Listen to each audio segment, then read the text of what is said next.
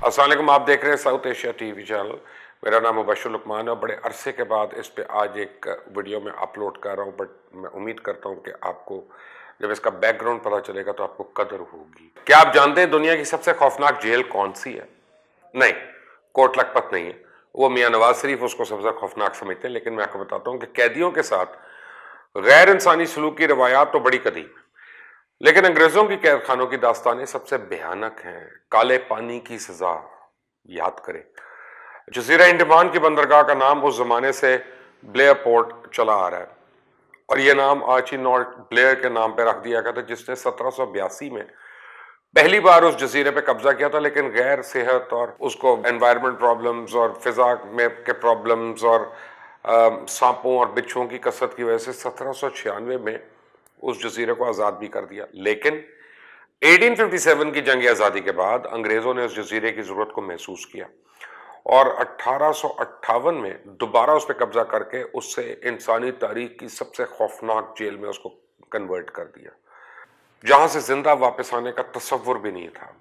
वहां बाकायदा कोठरियों पर मुश्तमिल एक कैद खाने या जेल की तामीर उन्हीं कैदियों से 1896 में शुरू करवाई गई, जो 10 साल बाद 1906 में मुकम्मल हुई। और उस कैद खाने की तामीर के लिए बर्मा से ईंटें मंगवाई गई थी। एक दूसरे से अलग थलग बनाई जाने वाली इन कोठरियों पर मुश्तमिल कैद खाने को सेलुलर जेल का नाम दिया गया था।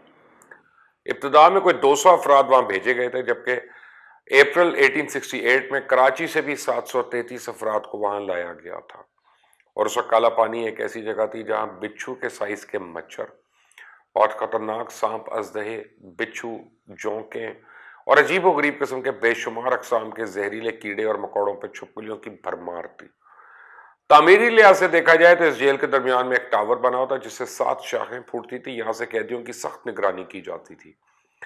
यहाँ हिंदुस्तान के मुख्तलिफ हिस्सों से लाए गए मुजाहिदीन आज़ादी को रखा जाता था। उन्हें सख्त अजियत दी जाती थी, जिनमें चक्की पीसना, तेल निकालना, पत्थर तोड़ना, लकड़ी काटना, एक एक हफ्ते तक हथकड़ी बांधे खड़े रहना, तन्हाई के दिन गुजारना यानी सॉलिटरी कन्फाइनमेंट, 4-4 दिन तक भूखे रहना, ये सब कुछ शामिल था। अब तेल निकालने की मिल में काम करना तो वो और भी दर्दनाक था। अमूमन यहाँ सांस लेना बड़ा दुश्वार होता था, जुबान सूख जाती थी, दिमाग सुन्न हो जाते थे, हाथों में छाले पड़ जाते थे। कई कैदियों की इसमें जान जा चुकी थी और उनका जुर्म सिर्फ इतना था कि उन्होंने मादरे वतन से मोहब्बत की थी और उसे अंग्रेजों के पंजे से निजात दिलाना चाहते थे।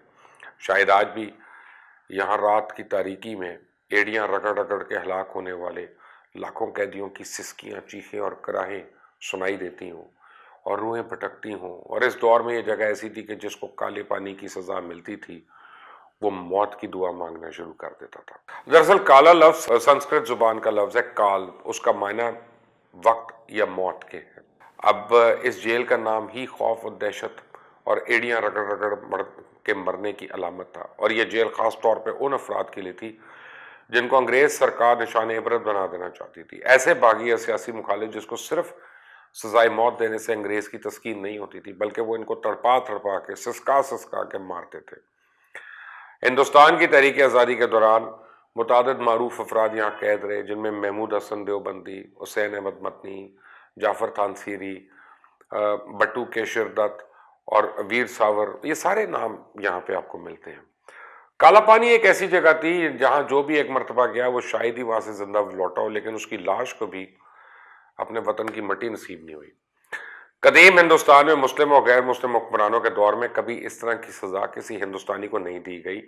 गालिबन उसकी एक वजह यह थी कि हिंदू धर्म के लोग समुद्र पार जाने को गुनाह अजीम तस्वुर करते थे। उनका मानना था कि समुद्र पार करने से उनका धर्म भ्रष्ट हो जाता है और अपनी ज़ात खो देते हैं। हिंदुस्तान के मुस्लिम हुक्मरानों ने इनकी इस फिक्र का सियासी तौर पर एहतराम किया और कभी किसी गैर मुस्लिम को मुल्क बदर करने की सजा नहीं दी। और यह रवायत बिलाशुबा अंग्रेज अपने साथ लेके आए। लेकिन अगर अब आप बरसगीर के नक्शे को देखें तो हिंदुस्तान के मशरक में मौजूद बहरे हिंद की खलीज बंगाल में मलेशिया से कुछ फासले पर छोटे छोटे जज़ायर की एक पट्टी आपको नजर आएगी और हिंदुस्तान से जज़ायर अंडमान निकोबार की गैर मामूली दूरी का अंदाज़ा सिर्फ इस बात से लगाया जा सकता है कि अंडमान की जनूबी सरहद से मलेशिया सिर्फ 100 किलोमीटर दूर है। और इस तरह इसकी सरहद की लंबाई का अंदाज़ा सिर्फ इससे होता है कि इसकी शुमाली सरहद से बर्मा सिर्फ 120 किलोमीटर के फासले पर मौजूद है। जो कैदी खुशकिस्मती से 1947 में आज़ादी हिंद के मौके पर वहां से रिहा होकर वापस आए, ان کی زبانی اس قید خانے میں ان کے ساتھ جو ذلت آمیز سلوک کیا گیا اس کی روایات سن کے رونگٹے کھڑے ہو جاتے۔ 1937 میں جب وہاں موت تک بھوک ہڑتال کی گئی تو رابندر ناتھ ٹیگور نے کہا تھا کہ موت اصل میں محبت کی کسوٹی ہے، محبت کا صرف ایک ہی امتحان ہے، کیا تم اپنی محبت کے لیے مرنے پہ تیار ہو۔ اور اس واقعے کی سب سے خوبصورت بات یہ ہے کہ بھوک ہڑتال رابندر ناتھ ٹیگور کے کہنے پہ ختم کی گئی، لیکن اس وقت برصغیر کے رہنے والوں نے یہ بھی ثابت کیا کہ وہ کالے پانی میں ظلم برداشت کرنے والے اپنے بھائیوں کو بھولے نہیں ہیں۔ پورے ملک کے لوگ گھروں سے باہر نکل آئے تھے، ان کے ساتھ اظہار یکجہتی کے لیے ملک بھر کی تمام جیلوں میں موجود قیدیوں نے بھی بھوک ہڑتال کر دی۔ 1945 میں جب کالے پانی کی جیل کی عمارت کو منہدم کر کے اس کو گرانے کے احکامات جاری کیے گئے تو آزادی کے متوالوں نے کہا کہ نئی ظلم کی یہ علامت گرائی نہیں جا سکتی، تو آنے والی نسلوں کو اس بات کی خبر دے گی کہ ظلم کی کس تاریک رات سے گزر کے ہم یہاں تک پہنچے ہیں۔ اسی طرح جب 1957 میں یعنی 1957 میں جنگ آزادی کی یاد میں انڈیا اور پاکستان میں 100 سالہ تقریبات ہوئی تھی تو ساحر لدھیانوی نے کہا تھا کہ برطانیہ کو جنگ آزادی کے قتل عام پہ نہ صحیح لیکن کالے پانی کے مظالم پہ برصغیر کے لوگوں سے ضرور معافی مانگنی چاہیے۔ کہا جاتا ہے کہ کالے پانی کا انچارج جے پی واکر قیدیوں کے ساتھ تقریباً وہی سلوک کرتا تھا جو مغربی تہذیب کے سپوتوں نے عراق کے سویلین قیدیوں کے ساتھ کیا، اور وہاں کے قوانین بھی ویسے ہی تھے جیسے گوانتانامو بے کے تھے۔ کالے پانی کے پس منظر میں کئی افسانے بھی لکھے گئے، ان میں سلیم شہزاد کا افسانہ سفید رنگت کا کالا پانی بہت اہم ہے۔ اس کی کہانی صرف اتنی ہے کہ ایک بہت بڑے عالم دین اور مجاہد کو جب کالے پانی کی سزا ہوئی تو جیلر نے دیکھا کہ تمام تر ظلم و ستم کے باوجود اس شخص کے چہرے پہ کسی طرح بھی کوئی پریشانی نہیں، تو اس نے اس کے مذہبی جذبات سے کھیلنا شروع کر دیا اور اس کی داڑھی منڈوا دی، لیکن پھر بھی مطمئن نہیں تھا۔ حالانکہ اسے کھانے کے لیے صرف ایک وقت گھاس ابال کر دی جاتی تھی اور بھاری آہنی زنجیریں پہنا کر اسے دن بھر انتہائی سخت مشقت لی جاتی تھی۔ جیلر نے ایک دن ایک فاحشہ عورت کو بلا کر نیم برہنہ حالت میں اس کے ساتھ اس کی کوٹری میں بند کر دیا، لیکن جب جیلر کو ایک سپاہی نے آ کے بتایا کہ وہ عورت اس کوٹری میں نماز پڑھ رہی ہے تو اس نے ان دونوں کو قتل کروا دیا۔ کالا پانی کے عنوان سے ہندوستان میں 2 مشہور فلمیں بھی بنی، پہلی فلم 1958 میں دیوانند نے بنائی اور دوسری فلم 1996 میں اسی تاریخی موضوع پہ ملیالم زبان میں بنائی گئی، اور پھر اس کا اردو زبان میں سزائے کالا پانی اور تامل اور تیلگو زبانوں میں بھی اس کا ترجمے کر کے نمائش کے لیے پیش کیا گیا۔ 1947 میں آزادی ہند کے ساتھ یہ جیل ہمیشہ کے لیے بند کر دی گئی۔ جزائر انڈمان اور نکوبار پر اب انڈیا کا کنٹرول ہے اور کالا پانی جیل میں اب 100 بستروں کا ہسپتال اور میوزیم قائم ہے۔